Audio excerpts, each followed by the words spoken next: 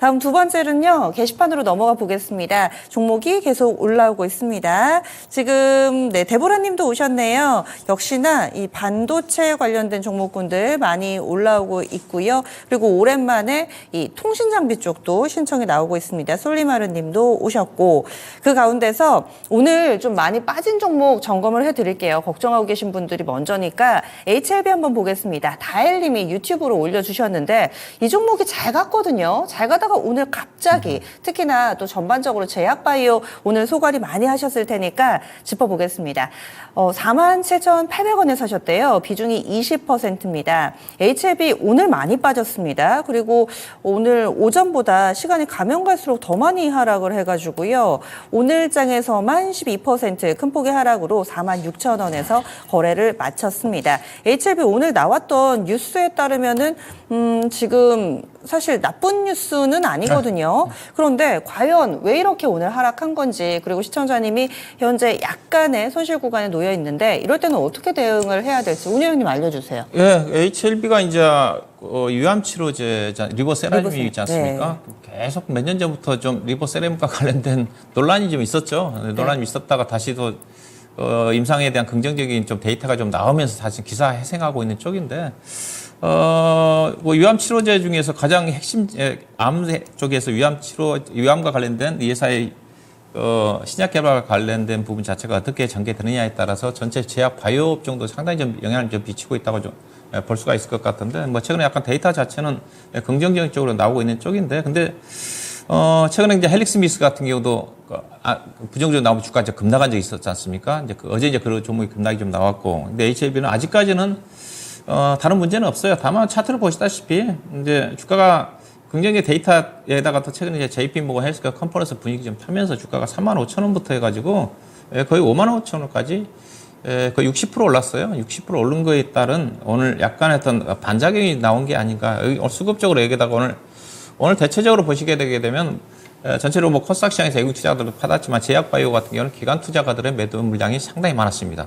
다른 제약주도 좀 마찬가지고, 이 회사 같은 경우도 보시다시피 외국인 투자가들은 샀는데 기관 투자가들이 10만 주 매도 물량을 쏟아냈거든요. 어제도 15만 주 정도 쏟아냈고, 어제는 외국인 투자가들이 좀 팔았었는데, 그래서 오늘 기관 투자가들이 이게 이제 매도가 나올 때는 상당히 공격적으로 좀 매도가 좀 나오니까 무슨 악재가 있는 것처럼 주가가 좀 급락한 흐름이 좀 나온 게 아닌가 그렇게 봐야 될 것 같고요. 그래서 단기 상승에 따른 쪽이고요. 그래서 올해 여전히 저도 제가 신약 개발과 관련된 이슈에서 앞서 얘기했다시피 HLB가 어떻게 전개되느냐에 따라서 만약에 긍정적인 데이터가 나온다 한다면 상당히 전체적인 바이오 업종들에 대한 분위기를 한 단계 좀 끌어올릴 수 있는 그런 기술력을 좀 가지고 있다고 좀 보고 있는 쪽이기 때문에 현재로 봐서는 일단은 차익성 매도 물량 보시면 될 것 같고요. 약간 추가 하락은 좀 있어 보이거든요. 일단은 현재 22동 평균선 정리 좀 올라오고 있는 쪽인데 대체적으로 아마 44,000원 정도 언저리 정도는 지지가 좀 되지 않겠는가. 그 가격 정도가 아마 최근에 이제 주가가 거의 반 이상 올라왔던 가격이 약간 되돌림이 나올 수 있는 가격이거든요. 여기서부터 좀 올라왔으니까 33,000원부터 좀 올라왔으니까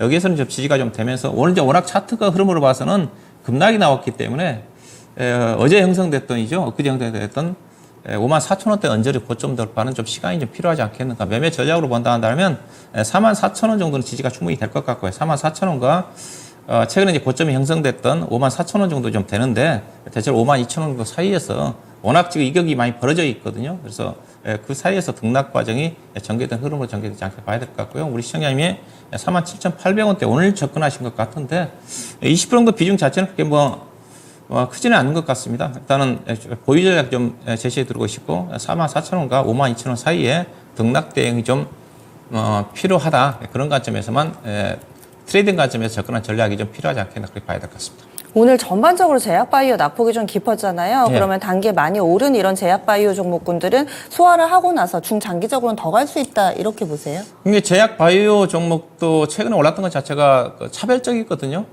JP모건 헬스케어 컨퍼런스와 관련된 참여 이슈가 있다든가, 그다음에 이슈화되고 있는 한미약품 물론 이제 JP모건 헬스케어 참여가 되고 있지만 비만 치료제라든가, 그다음에 ADC에 관련 레고캠 바이오의 기술 추가 관련된 그런 이슈가 있는 종목들만 올랐어요. 다른 종목들은 별로 움직임이 없었거든요.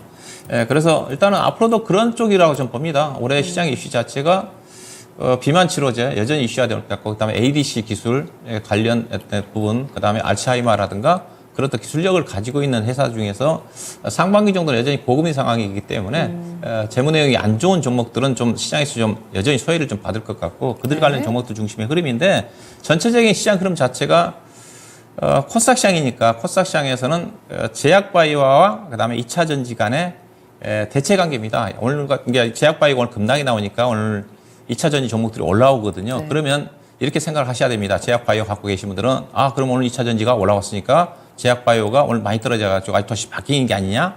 그렇죠. 그렇게 생각할 수가 있고 이제 2차 전지가 가겠네? 저는 그렇게 생각하지 않습니다. 왜냐하면 2차 전지 종목들이 예컨대 포스코 퓨처엠 같은 경우가 4분기 실적이 추정 실적을 보게 되게 되면 거의 가이던스 대비해서 어닝 쇼크 나올 가능성이 커요. 근데 포스코 퓨처엠 같은 경우는 지금 가이던스가 아마 4, 500억 정도 좀 잡혀졌을 건데 80억 정도 이익 나온다는 거거든요. 그럼 소재 관련 종목들이 제가 보기에는 그렇게 의미 있게 주가 반등이 안 나와요. 그래서 저는 따라서는 안 된다고 봅니다. 그래서 2차 전지 관련 소재 관련 종목들이 워낙 지금 니켈 가격이 리튬 가격이 좀 떨어지면서 4분기 실적 자체가 쇼크가 나올 가능성이 크거든요. 그러면 2차 전지 소재 관련 종목들이 시장에 주목을 받기가 쉽지가 않아요. 네. 워낙 2차 전지 소재 종목들이 12월 달에 쉬었거든요. 제약바이오 올라갈 때. 그런 반작용이 나타났기 때문에 네. 희소 게임이다. 약간은 저는 오늘 제약바이오 종목들이 많이 떨어졌지만은 상대적으로 2차 전지 종목들이 죽지는 않겠지만은 상대적으로 제약바이오가 약간의 우위에 있지 않겠는가. 상반기 정도까지는. 저는 그렇게 좀 판단하고 있습니다. 알겠습니다. HLB는 박스권 트레이딩 전략 제시해드렸습니다.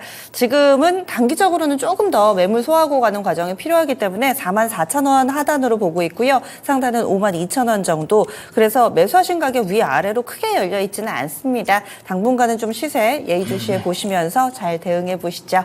다일림의 종목 HLB였습니다.